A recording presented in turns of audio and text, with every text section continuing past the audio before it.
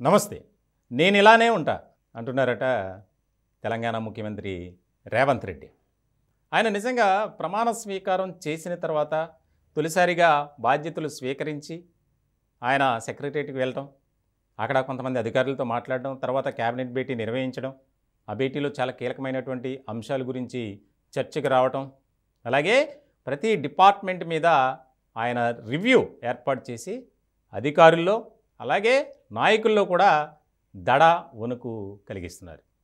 ఇలాంటి సందర్భంలో ఆయన కొన్ని కీలకమైనటువంటి వ్యాఖ్యలు చేశారు కొంతమంది దగ్గర. అదేంటంటే ఆయనకు కాన్వాయ్ విషయంలో కొత్త కార్లు కొనాలి అన్న ఆలోచన ప్రతిపాదన వచ్చింది. దానికి ససేమిరా వద్దు అన్నారట. ఎందుకనంటే ప్రస్తుతం ఉన్నటువంటి కాన్వాయ్ అంటే గతంలో ముఖ్యమంత్రి గారు వాడినటువంటి ఆ కాన్వాయ్నే నేను వాడతా అనేది ఒకటి. ప్లస్ ఇంకొకటి ఏంటంటే నాకు కొత్తగా ఏదో క్యాంప్ ఆఫీస్ ఏమి వద్దు, అవసరమైతే నేను నా నివాసం నుంచి డైలీ వస్తా అని ఒకటి. భోజనం కూడా ఆయన ఇంటి దగ్గర నుంచి వచ్చిన భోజనమే చేస్తున్నారట. చాలా ఇది ఒక ఆసక్తికరమైనటువంటి చర్చ జరుగుతుంది. ఎందుకంటే ప్రజాపాలన అందించాలి, రాష్ట్రంలో ఇందిరమ్మ రాజ్యాన్ని తీసుకురావాలి, దానికి సంబంధించి మనం తీసుకునే స్టెప్స్ కానీ వెళ్ళే విధానం కానీ ప్రజలకు నచ్చాలి.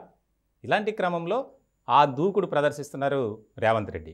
ఏదేమైనప్పటికీ మంత్రుల్లో కూడా ఒక రకమైనటువంటి అలజడి నెలకొంది. ఎందుకనంటే ప్రభుత్వం మారింది, ఎన్నో ఏళ్లుగా వేచి చూస్తున్నారు, 10 ఏళ్లుగా అధికారానికి దూరంగా ఉన్నారు, మొట్టమొదటిసారి అధికారంలోకి వచ్చారు తెలంగాణ ఏర్పడిన తర్వాత. మరి ఇలాంటి క్రమంలో ఎవరైనా తమ ప్రాబల్యాన్ని కాపాడుకోవడం కోసం ప్రయత్నాలు చేస్తుంటారు. కానీ రేవంత్ రెడ్డి మాత్రం అలా చేయట్లే. ఆయనకు ఉన్నటువంటి సెక్యూరిటీని కూడా తగ్గించండి, అవసరం లేదు అంటున్నారట. ఒక పక్క ప్రత్యర్థి పార్టీ అంటే గతంలో అధికారంలో ఉన్నటువంటి బీఆర్ఎస్ పార్టీకి సంబంధించినటువంటి నేతలకు సెక్యూరిటీ కుదించారు. ముఖ్యంగా మాజీ ముఖ్యమంత్రి కేసీఆర్కి, అలాగే మంత్రులకు, ఎమ్మెల్యేలకు, కార్పొరేషన్ చైర్మన్లకు, వారికైతే అసలు గన్మెన్లను తీశారు, ఉన్నవారికైతే కుదించారు, నలుగురు ఉన్న చోట ఇద్దరిని అట్లా. సో చాలా దూకుడుగా వెళ్తున్నారు.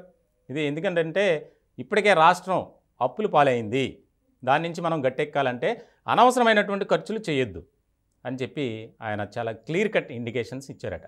ఇదిలో ఉంటే ఆయన కాన్వాయ్లో అన్ని కార్లు ఒక కలర్ ఉంటే ఆయన కారు మాత్రం సెపరేట్గా ఒక కలర్ ఉంది. దానికి సంబంధించి కూడా ఇంటెలిజెన్స్ వర్గాలు కొంత హెచ్చరికలు జారీ చేసినటువంటి సందర్భంలో సరే ఆ కారు కలర్ మార్చండి అని మాత్రం ఒకటే చెప్పారట.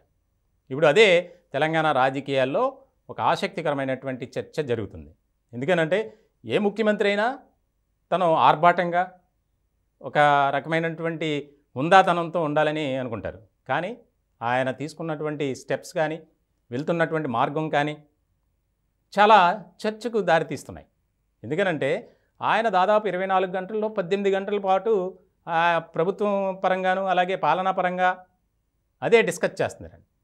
ప్రతిరోజు 5-6 డిపార్ట్మెంట్లకు సంబంధించి రివ్యూ, అలాగే ఇంపార్టెంట్ పర్సన్స్ని కలవటం, తాజాగా తెలంగాణ స్టేట్ పబ్లిక్ సర్వీస్ కమిషన్లో నెలకొన్నటువంటి అవినీతి అక్రమాలను నిగ్గు తేల్చడానికి సిట్టింగ్ జడ్జితో విచారణ జరపండి కోరారు హైకోర్టు చీఫ్ జస్టిస్ దగ్గరికి వెళ్ళి. అలాగే ఉన్నతాధికారులకు కూడా డైరెక్షన్స్ ఇస్తున్నారు. ఒక పక్కన బదిలీలు, ఒక పక్కన మార్పులు చేర్పులు, రకరకాల వ్యవహారాలతో ఆయన చాలా బిజీ షెడ్యూల్లో ఉన్నారు. ఇదే రకమైనటువంటి పాలన ఉంటుంది.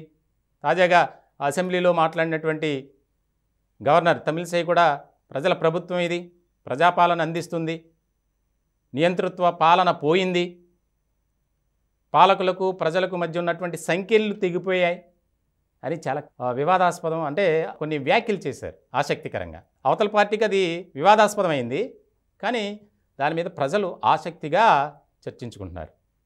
ముఖ్యంగా మాత్రం రేవంత్ రెడ్డి వెళ్ళే విధానం కావచ్చు, ఆయన తీసుకునే నిర్ణయాలు కావచ్చు, ప్రజా సంక్షేమమే మా ధ్యేయం, ప్రజా పాలన అందించడమే మా అంతిమ లక్ష్యం అన్న నినాదంతోనే రేవంత్ రెడ్డి గారు తీసుకుంటున్నటువంటి నిర్ణయాలు ఇది రాష్ట్ర భవిష్యత్తుకు ఎంతో దోహదపడుతుంది, రాష్ట్ర అభివృద్ధికి ఎంతగానో ఉపయోగపడుతుంది అనేది చర్చ మాత్రం బాగా జరుగుతుంది.